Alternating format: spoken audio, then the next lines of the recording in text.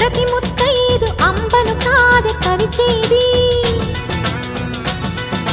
తన మదిలోని కలకలనన్ని అమ్మలకేగ తెలిపేది